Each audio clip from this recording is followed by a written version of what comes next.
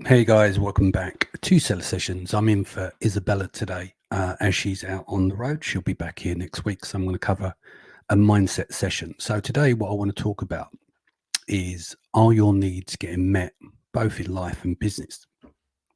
And it's quite interesting when you break it down to the most simplistic level. Obviously, there's a huge amount of complexities there to understand. There's lots of moving parts. But if you can summarize it down, is effectively what we do, doesn't matter who it is. We are exchanging needs met contracts versus not needs met contracts, if this starts to make sense. I'll break it down for you. So if we look at getting your needs met in business, and it's the same for the other party as well, there's three core ways. Now, there'll be branches off of this as well.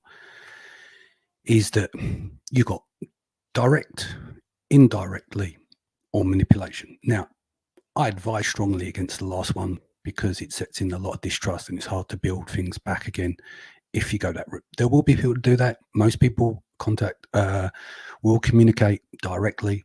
Some will communicate indirectly. And of course, there's a fraction of the population will use manipulation in different ways and forms, whether it's subtle, more perverse, etc., etc. Again, strongly advise against that. So whilst you're getting your needs met, there needs to be a process of reciprocity. So as an example, the practice of exchanging things with others for mutual benefit, especially privileges granted to one country, organization, or another person. So that kind of covers the general understanding of that. Now, if the reciprocity chain is broken, then this is where things start to fall apart. Doesn't matter what it is. So, example, if you are employed, your needs need to be met, not just in negotiation of money. You need something from your employer, which is more than just money to get your needs met. And that may be appreciation, be treated with respect, holiday time, sick pay, benefits from the company, the growth in the company. And what the employer is doing in exchange of that reciprocity, he pays you to get his or her needs met. And so if the needs are not met by the employer will then go and find someone else. But the employer has a burden of performance as well. So with the employer, they need to manage, as most of you will be employing, your business owners. If you're obviously listening to the podcast, most of you will be. There's a great deal of responsibilities that people don't see, and you need to meet the key aspects of the needs of your employees. Now, I'm a big believer: show them love, give them resources, take care of them, shield them from any of the dramas or any problems. So your job is to take care of your employees on every level where you possibly can, with boundaries. You're expecting your kindness, there will be reciprocal. And at the end of the day, that employee can trust you as the employer, not just to get paid, but just to think and take care of their well-being. And they're the basics of some of the dynamics there. It's the same as a business owner who owns a business. That's going to fall into that employer category, which is their team. So that person's got to take care of their team. That team have a contract with you of getting their needs met, not just financially, but across the board. It's the same as your customers and your clients. So example, your clients, you'll go out for bat for them. You do whatever you can to take care of them. You're expecting the client to come up on their side once you know there's reciprocity. Their reciprocity is a job well done by you. You take their pain away. You solve their problems. You take care, and you're treating their business like it's your own business. And there's obviously that level of respect there. It's the same with your supply chain. The contracts that you exchange with your supply chain is you are paying them to get needs met. It's the same as your network as well. Now, normally with that, you have a network, and within inside of that network, there's going to be a level of reciprocity. Like the strongest bonds that you have with people in your network is all based on I give value, you give value. Now, there's difference between that and a random act of kindness, want to do things off your own back and not expecting anything in return. But what you still got to look at is that you will congregate to those where your needs are met and you meet their needs. And it's the same with your peers as well. So if you look at your peer group, and so I'll get into friendship breakdown, family structures and stuff in a little while. There are going to be certain things like where you support your peers. Not everyone is going to favor each party. They're going to have different dynamics and value sets and systems and stuff like that. And also you've got your competition. Now, what I find the most interesting about the competition is forgetting this part of the chain where we're talking about the communication path, where we're talking about getting needs met and stuff. What I find the most interesting thing about competition is that there can be healthy competition and then there's unhealthy competition. Let me explain. So let's just say you've got a situation whereby you've got a competitor. You are looking at that competitor and you go, right, market leader or whatever it may be. But you become obsessed. You know, some people will encourage you to, that gives you the fuel to the fire, the motivation to keep going. But then it can fall on to the unhealthy side. So you might find is that you're spending so much time focused on your competitor. Maybe you speak badly about them. Maybe you question their integrity, what they do, etc., etc. And you could become very obsessed with that process, which is going to be very difficult for you to think about stuff creatively. And whilst you're focusing on the competition, a couple of things happen. They will get to live rent-free in your head. And they probably don't even know who you are. And if they do, they probably won't care, because what they're focused on is the important stuff. So obviously we can get into human psychology and stuff like that, but it can sometimes overbleed into envy, comparisons, status signaling. So the zero-sum game of I'm better than you, I'll talk badly about you, but I'm very good. And then you've got to look at the subdivisions of that, is where you've got to think about your happiness and the well-being of your team. So if you're spending all of your time obsessing over the competition, what's going to happen? It takes you off your game. Like I mentioned, you live in their head, they live in your head, rent-free. Now, what you've got to look at is, why does this competitor or peer or whatever trigger you so much? And it could be down to self-esteem regulation. I go back to that comparison thing. And Carl Jung talked about the shadow. So he proposed is the stuff that triggers you most is the stuff that you need to look at, because everyone has a shadow side, and so everyone has a dark and light. So some people they're still individuated from their shadow, they're not connected. So if you are listening and you feel that way, there's something that you feel obsessed and you have to talk about them, talk badly and stuff like that. It may be, if you look at the emotional literacy, you can look that up online, I haven't got time to talk about that today, is it might just become down to the way that you feel about yourself. If it leans over to the more excessive side, and your triggers can be the activation of a shadow projection, because everyone projects in some way of thought. They'll project onto others. I'll get into that in a little while. But I find that people spend a huge amount of time on the competition. And really, can you imagine if that time was spent focusing on what you're doing and minding your business rather than thinking about others' businesses? Because obviously that will bleed into the team as a leader on how you expect your team to behave as well. And so you have to be really careful. And this is why I think people should look at their emotional literacy and look at why does that person trigger? Why does that get your blood boiling? Because it could be something in the recess of your subconscious. And it might just need to be that you do a bit of shadow work. And so what happens then is that you started from the shadow being individuated, and that comes in and you become the composite heart, because everyone will have stuff about them they don't like.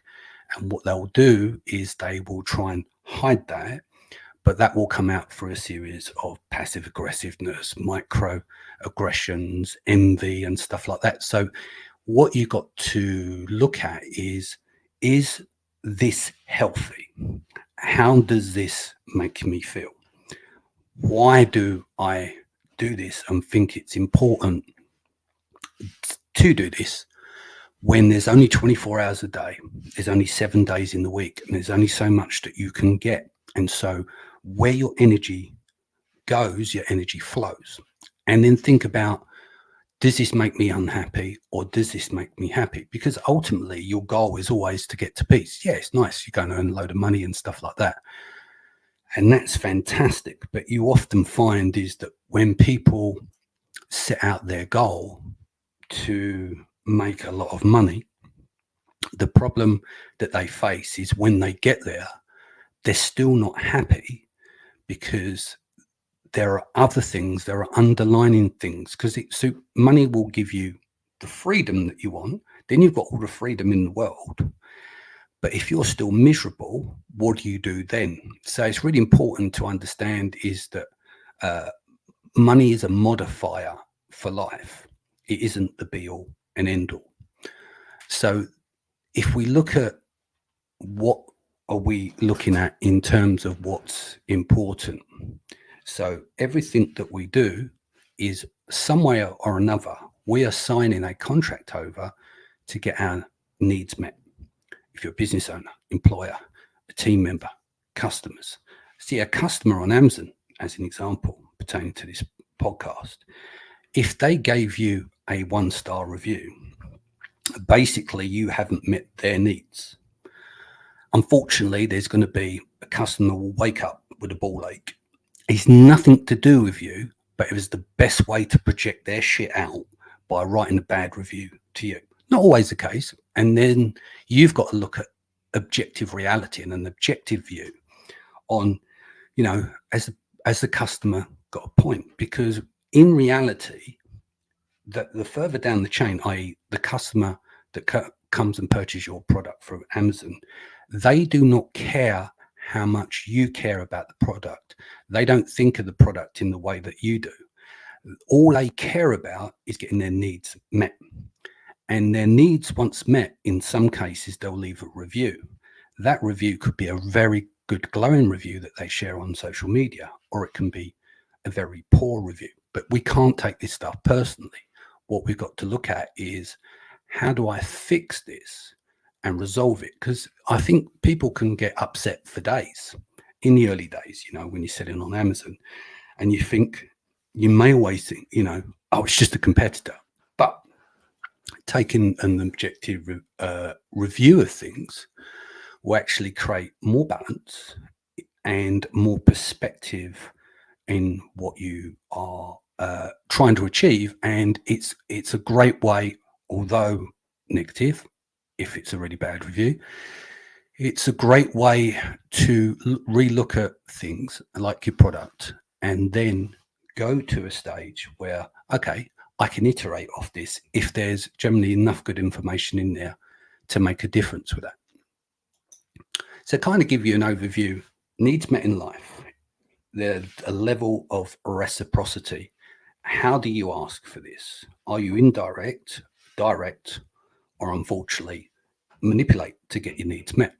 So again, what we're going to look at now is if we look at the structure of our lives. So I'm going to give you some examples. So you've got your parents, you've got your siblings, you've got your extended family, you've got your partner, you've got your children. Then you have your friends.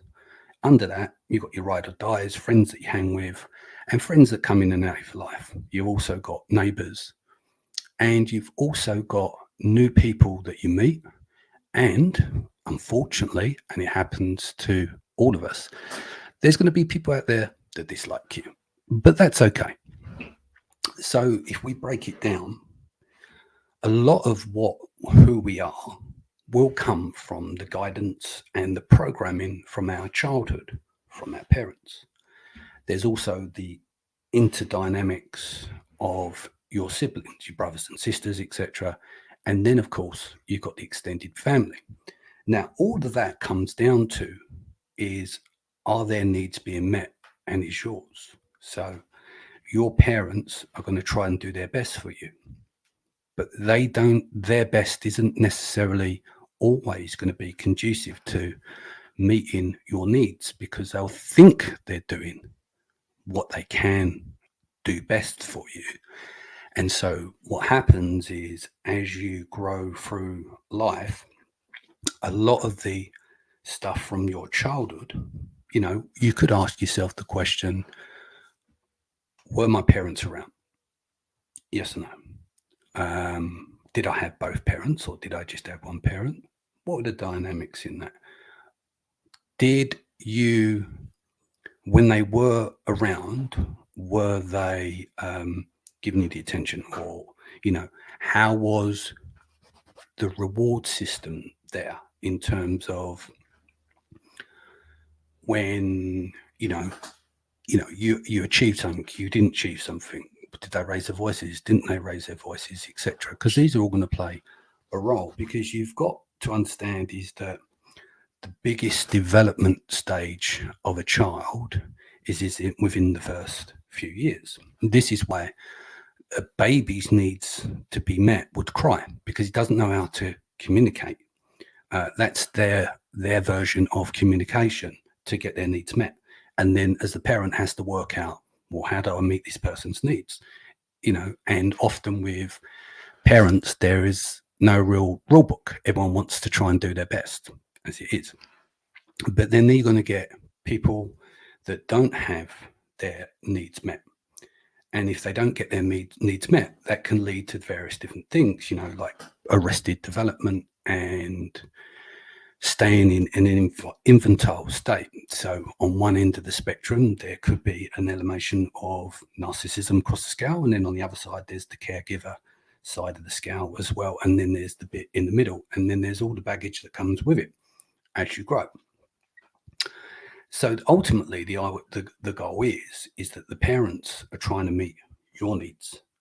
But it's whether those parents meet the needs of the requirement. And it's the same thing as that dynamics between one is considered the favorite child, etc., etc. So one has to perform better than this one. And then, of course, there's the support network of your extended family, your grandparents, your cousins, your aunts, your uncles, and stuff like that. So there's a lot of elements there as adults we have to meet as well. So it's even when we get to our partner as well. So if you're in a heterosexual relationship, it may sound like shock horror, but attraction cues for men and women are different. They're normally complementary. There's a polarity between the two. And I think sometimes that can become tricky as well, because if we look at biology, if we look at evolutionary psychology, and there's a millennia data there going back to the beginning of time, women have certain needs and men have certain needs. Now, there will be a crossover, but it doesn't mean that the needs are going to be conducive or compatible. So if we look give an example of how we have a situation where there is a biological clock. And so if you, and I'm using these words from the structure of the literature, not my personal words, so let's be clear. They say that us as men and women, we have our own mating strategies, whether that be short-term or long-term strategies. And what's happening is, as these two come together, there needs to be a level of compatibility, because each party would like to propose their mating strategy. So example could be that it's more and more difficult to conceive children, or more dangerous. Giving birth is dangerous anyway. And so once a lady goes past their 30s and starts 35, 36, it starts to get more and more dangerous. Now, I can speak from a male perspective of understanding this, because we lost two of our children and we had failed IVF, because it's still, even though with the technology we got today. So a mating strategy could be, for a woman, is that she wants to settle down and have kids. That means there's a time clock. With a guy, the time clock isn't the same, because the guy can still produce further down the line. And most guys don't get their lives together if you look at it from the point of having investments, their own business, etc. Some will never get their lives together, but most guys will peak between, say, 35 and 50. That's when they have their most resources and stuff like that. So going back to the dynamics of a relationship between a man and a woman, you've also got the polarities of masculine and feminine. And so what you have is that there's going to be certain needs, again, need to be met. And these needs need to go across and be reciprocated. So I don't have the data in front of me, but it's done by Dr. John Gray. So as an example, our hormone system are different. So if a man's testosterone goes down and his estrogen goes up, it becomes more stressful. And it's inverse for a lady. If her testosterone goes up and her estrogen goes down, she becomes more stressed. So these can be part of the modern world that we live in now as well, is when people move into the masculine on the female side, or when a man moves into his feminine on the male side. So I just want to try and not get these mixed up. So we add these very complex dynamics. And it's the same if you get into disagreements. So what I would say to the gentlemen that are listening, it's, you have to be careful when, if you have that dynamic where you're going to have an argument, it generally, you've got to remember, for a lady, is how does that make her feel? Right in that moment, not all cases, but most cases, it doesn't matter how much data you got. It doesn't matter if you're right or not, and you've got all the points, you play back recordings or anything. In that moment, in that feeling, that's what matters. So it can be kind of frustrating for guys to understand their partner at times, because when these arguments come up, they're trying to use logic and the lady is feeling emotion, and you have to be careful not to invalidate. And so what you end up doing is invalidating feelings. So let's say you have an argument and it's heated, which is emotion, right? So emotion, where the anger goes up, if you like, and then the other person mirrors. There is no point in that, because all what's happening is more and more emotions shoot up. The other option is that you walk away, but then that invalidates the feelings. And then the third option is called a timeout. So by calling a timeout, it allows the emotions to settle. Now, when a lady would say to you, I feel like, or I feel, she's talking to you from an emotional point of view. Now, what you've got to design and decide as a man is, as an inherent problem solver, are you trying to solve her problem? Does she want a problem solved, or does she want your time and attention to listen? So sometimes you have to look at these interesting dynamics to improve on the structure of needs being met.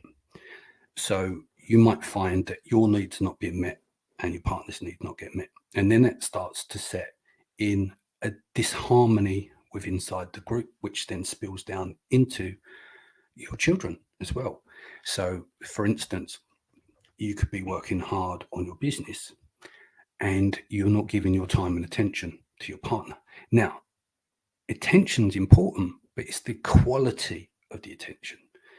So that is a big key on that side. So you could be working on business thinking you're doing your best to provide for your family.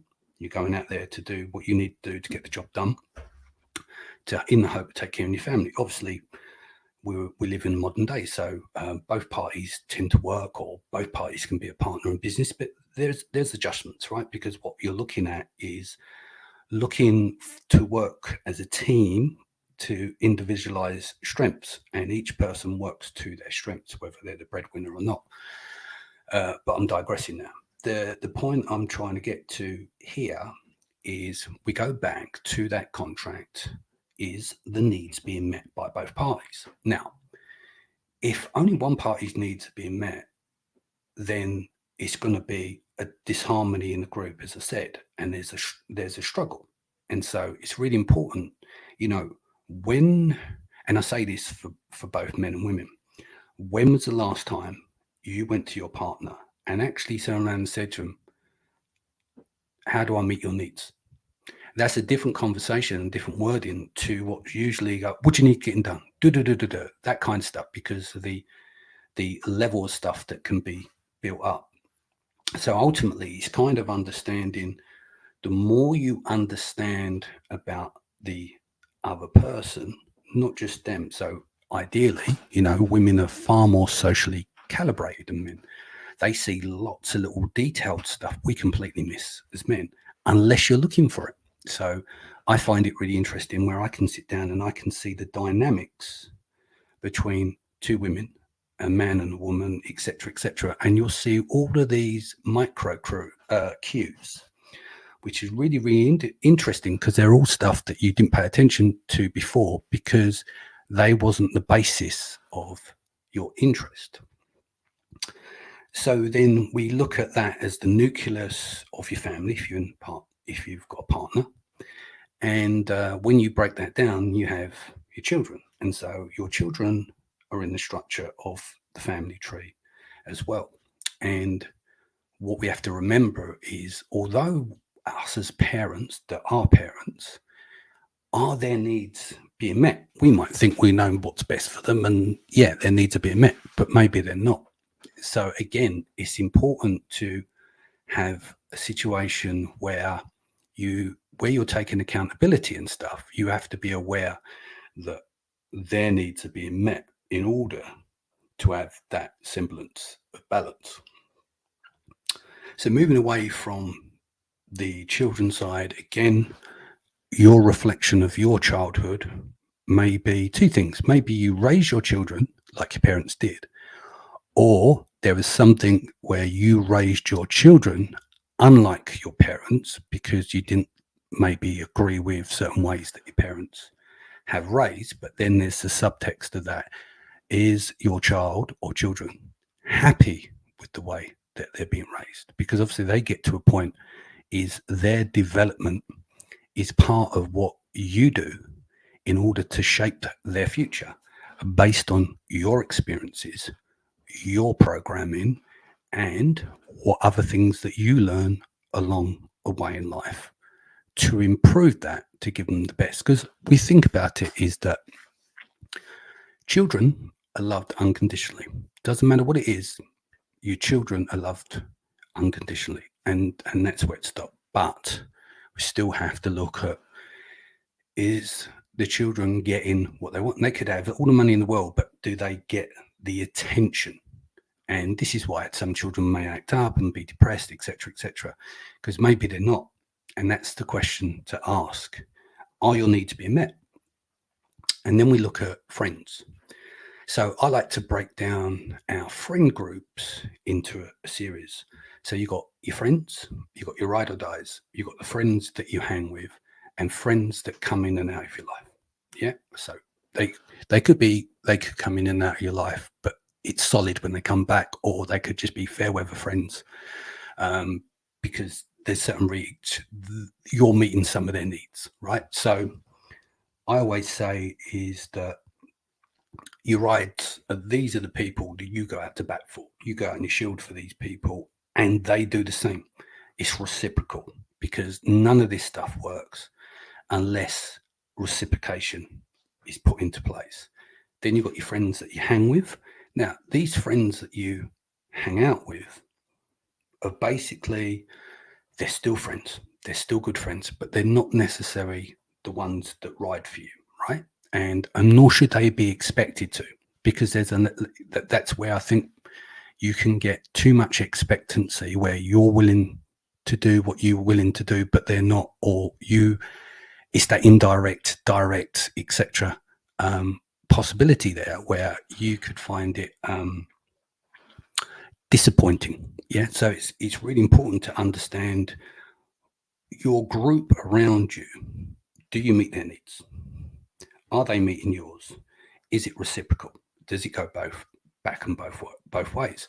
Some you find are, some you find that won't, and then they may be your friends that come in and out of your life. Equally, as I said, the friends could be you haven't seen for 10 years, and you pick up where you left, and it's great. I've got childhood friends like that, and some other friends that I may have not seen for years. We always pick up from where, but then you've got your extended friends who are around you that are at social occasions and stuff. Depends on where you are in life, if you go partying with them, or where I'm coming from. And then you've got your neighbours. Now, your neighbours can be your friends, but not necessarily. No, you're meeting the needs of your neighbour by being quiet and living in a respectful way. You say hello, etc. every morning. Equal reciprocity there, needs are met. Then you're going to meet new people. Now, new people, you've got to understand their actions, because words, you have to forget what people say. The congruency comes from both, right? Words and actions, and then do they meet, and then do they then blossom into friendships, etc. And then you're going to get people that don't like you. And unfortunately, it doesn't matter if you're Mother Teresa or you walk on water, because they will still say you can only walk on water because you can't swim. Now, a lot of this comes down to, not always, because you could have disappointed them, you could let them down, etc., etc. But there can be people that are just simply unhappy with their lot in life. And that's not on you, that's on them. And that's for them to work out for themselves. I think people worry too much about what other people say and think. Now, if you've got to remember, is what's important to you is, what does your friends and family think? The ones that are important to you. And then you look at the ones that are not important to you. So it goes back to the whole thing of people projecting, because I can't remember what the saying is that change your perspective and the world around you changes, I think is the term. So effectively, look at what is, how are you as a person? Are you envious? Are you jealous? Do you don't like most people? Then you ask yourself, why? Why do I do not like most people? Why am I envious? Do I compare myself, etc., etc.? And that normally comes from the people that doesn't necessarily like you, because they do not like themselves. And that's why you shouldn't take it personally. Now, you can still be kind, but there's boundaries to play in here. It's the same with every structure that you have. With your parents, there should be boundaries. Your siblings, extended family, your partner, your children, your friends, your neighbors, new people you met. There's a level of invisible boundaries where you begin, you stop, and the other person starts. It's probably the best way to explain boundaries.